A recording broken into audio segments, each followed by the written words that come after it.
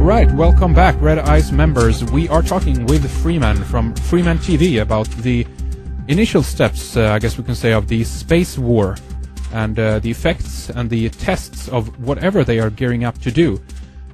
Freeman, I mean, there is this idea of quarantine, that either we or them, within quotation marks, are being prevented from entering into space. And to kind of tie this into your thesis a little bit about the Syrians and the Alpha-Draconis, we could possibly be looking here then at a scenario there that they have been put on this planet by someone else to, I don't know, sort out their problems. They might have other issues. This might be a prison planet, as it were. We don't know that, but to me it seems that we might be stuck in between in this mess in one way. The original inhabitants of this planet, the Neanderthals or the hominids or whatever, might have been even genetically engineered by these people to do the bidding of them. But basically what I want to ask you a little bit about is if you think that these attempts that they're doing now in terms of technology, space war and all of this could be the initial steps towards unlocking this barrier that potentially then are either keeping them from entering into to space or either someone else from moving in. What do you think about this idea, Freeman? Well, the mystery schools of ancient and of now, even the Vatican, have been carrying data from our ancient past that has been kept secret from us all this time. Knowing this type of data, knowing that the potential of eternal life is there, the idea of an incoming star that may destroy the planet, these are all types of information intelligence that could be used to manipulate life on planet Earth, to manipulate the mindset of humanity on planet Earth.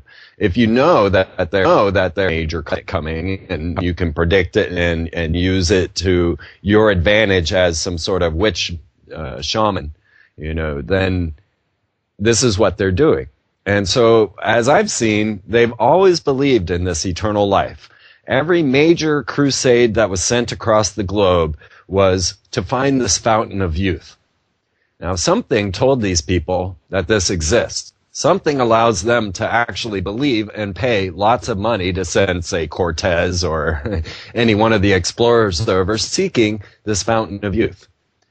This has been a question for me for some time. It leads me to Saint Germain and the fact that he seems to have never or lived forever or for thousands of years. And then, of course, the ancient biblical tales of humans that lived for thousands of years.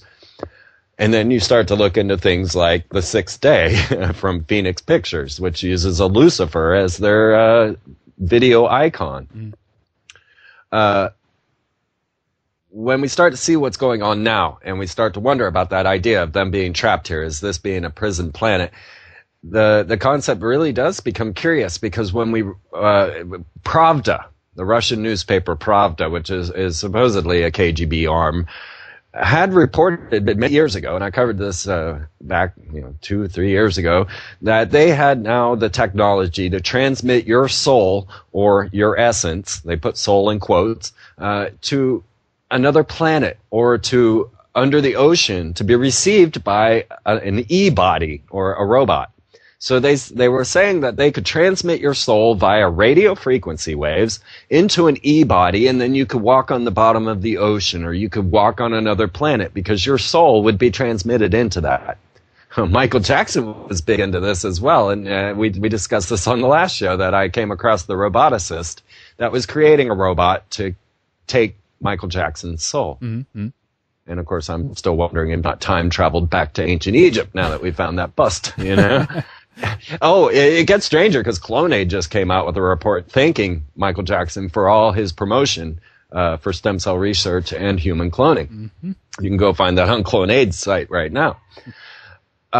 So what we see now is all of these radio frequency transmitters that we're discussing, HARP, iSCAT, Sura, this one in Australia. And what these are radio frequency transmitters. Now, we know that they can transmit to other solar systems because iSCAT sent a Doritos commercial off to a distant star. Yeah, and that was one of their promotional features. Oh, God. Yeah, and we also transmitted The Day the Earth Stood Still, starring that fantastic actor who has no emotions whatsoever, Keanu Reeves.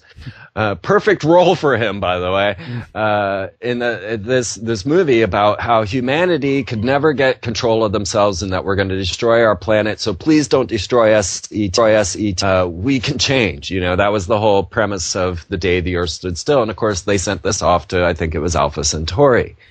So it was simulcast into outer space while we were watching it on the theaters. So, yeah. So we're looking at the idea that we can transmit radio frequency waves into other solar systems and off into the distant universe. And so we have this idea that we can transmit our souls via radio frequency waves. So I continued to track this idea. And what we found was that there was the Blue Brain Project by Henry Markram.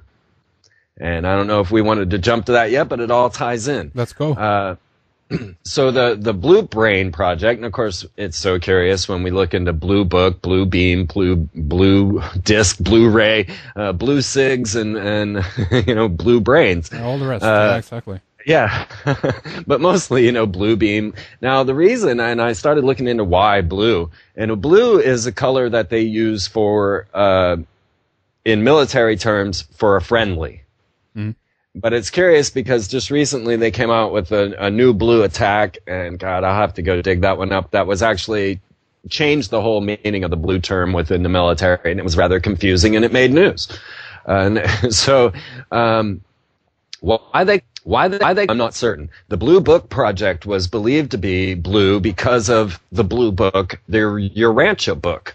Now, if you want to look in the Earth's ancient past and the stories of how things came, and the very story that we're talking about of beings being bound to planet Earth, then read the Rancho book.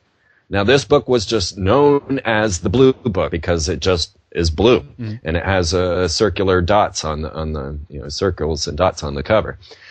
The Blue Book, written back in the 1950s, is an amazing read if you can make it through it. It is so detailed and technical, and it also just it is very connected. It's not divergent. It is a very straightforward and amazing tale of how Lucifer's rebellion went down and what happened on planet Earth. Now, the Rancho book is not claimed by any author. It is brought to us by these entities on the other dimension, what we might call angels. So this book... Okay, so basically what we're talking about here, Freeman, is the Urantia book. Tell us a little bit more about this then, because you said you think that it's coming from somewhere else, from someone else. It hasn't been written by a regular human being, or are we talking about some kind of channeled material or something? What do you think? Well, it's not even claimed to be channeled either. There are no authors, no person connected with it. And I actually just grabbed it off my bookshelf just to have a little look. Now, it was copyrighted in 1955. And when you see the details inside of this, you'll be amazed. I highly recommend it. I tried getting interviews on this topic, but it's really hard to get somebody that's really authoritative on the Blue Book, on the Urantia book. But it gets into the central and super universes.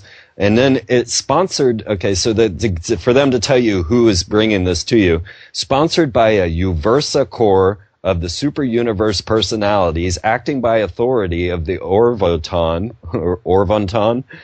Ancient of Days. And then you've got the Nebadon core of the local universe personalities, authority by Gabriel. And so it gets into like the angelic connections, but it also gets deep into the history and ideas of space. It gets into the universe, how it was formed. It gets into, I mean, just so much. And then the life and teachings of Jesus. And it is just an amazing